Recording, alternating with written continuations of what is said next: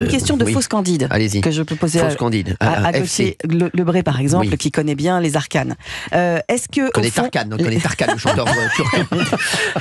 Est-ce que au fond, ça peut être une aubaine pour Jordan Bardella, et donc il surjoue évidemment parce qu'il ne peut pas faire autrement que de surjouer le fait que. Vous pouvez me demander.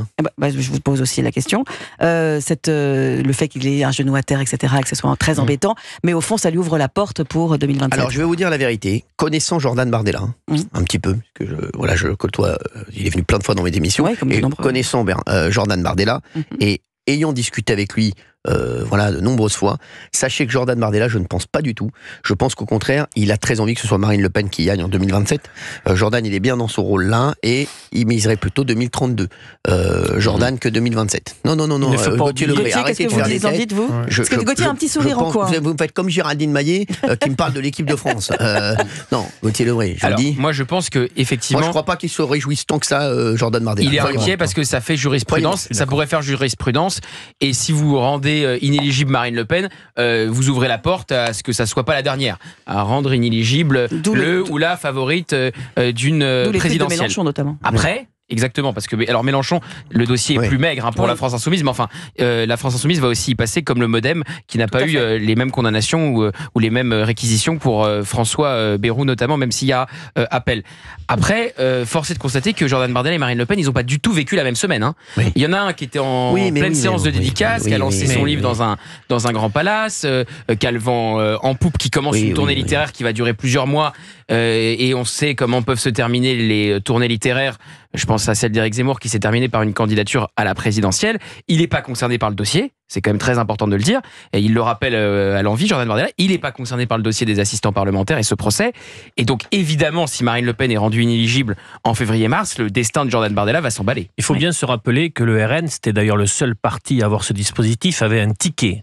Marine Le Pen pour l'Élysée, Jordan Bardella pour Matignon. Tout à fait. Et le costume paraît aujourd'hui un peu grand dans ce moment-là de sa carrière politique, pour Jordan Bardella, pour incarner une autorité permettant d'aller à la présidence de la République. Je le crois. Donc ce n'est pas une bonne opération pour lui, mais ça peut être une bonne opération pour le Rassemblement national, ce qui est un peu différent. Mais ils auraient un problème d'incarnation si Marine Le Pen ne peut pas y aller, d'autorité en fait. Alors, un problème d'incarnation. Alors oui, c'est tôt, parce qu'il aurait 31 ans, même pas 32 ans. C'est pas une question d'âge. Mais je pense que même dans ça, je crois que vous vous rendez pas compte aussi.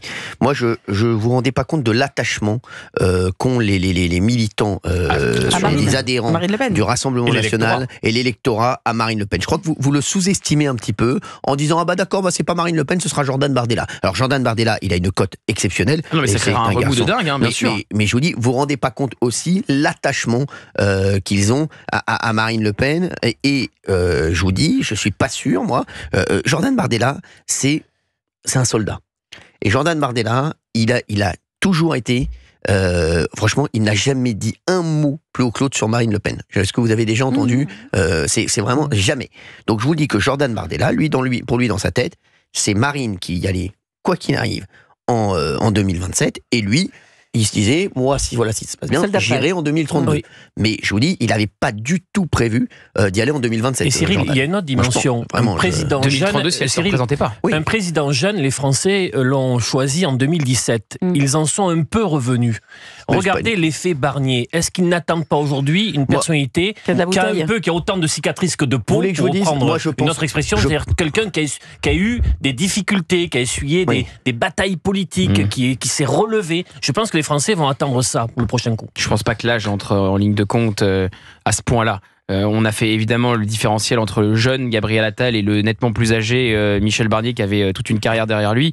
Jordan Bardella, son objectif, si il devient candidat presque malgré lui, ça sera de garder le vote populaire, comme vous dites Cyril, très attaché à Marine Le Pen. Ce vote d'Hénin-Beaumont, très très attaché. Mais il faut aussi se dire que beaucoup disent le nom Le Pen ne peut pas devenir président de la République. Le nom Le Pen est un obstacle à la présidence de la République que n'a pas de fait. Mais aujourd'hui, Marine Le Pen ferait plus de voix à l'élection présidentielle que Jordan Bardella. Qui ça ? Marine Le Pen ferait plus de voix à l'élection présidentielle. Faut voir. Ça, faut voir. Après, vous avez souligné, vous avez parlé de Michel Barnier. Moi, je vous le dis, à 16h13, on est le combien là aujourd'hui ? Le 15 novembre. Vous savez, vous n'êtes pas à l'abri que Michel Barnier aussi, s'il voit que ça se passe bien, là il a dit que voilà, vous pouvez partir. Il a dit qu'il pouvait partir à tout moment. Exactement, mais est-ce que lui, il pourrait pas se dire à un moment, si ça se passe bien, je vais y aller ou pas du tout? Avoir un agenda. Oui.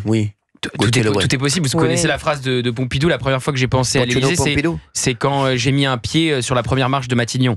Donc il y a une automaticité à penser à l'Élysée quand on est à Matignon. Mais après, Michel Barnier a dit hier qu'il n'avait pas d'agenda après Matignon. Il a déjà 73 ans. Voilà. Vous savez aussi qu'il faut quand même se le dire, parce que faut arrêter l'hypocrisie 30 secondes parce qu'il y a beaucoup de bruit dans Paris là-dessus. Et Michel Barnier l'a dit, il a fait des examens médicaux il y a une quinzaine de jours et on attend les résultats dans une semaine. On attend les résultats dans une semaine, donc c'est très important aussi de voir l'état de santé du Premier ministre. Il a été transparent et dans une semaine on aura les résultats de ces examens médicaux et ça pourra aussi... Bien sûr. Beaucoup ont noté, j'ai eu un déjeuner ce midi avec un conseiller du soir du président, comme on dit. Beaucoup ont noté un côté crépusculaire dans le discours qu'il a eu hier, où il disait « je peux partir à tout moment ».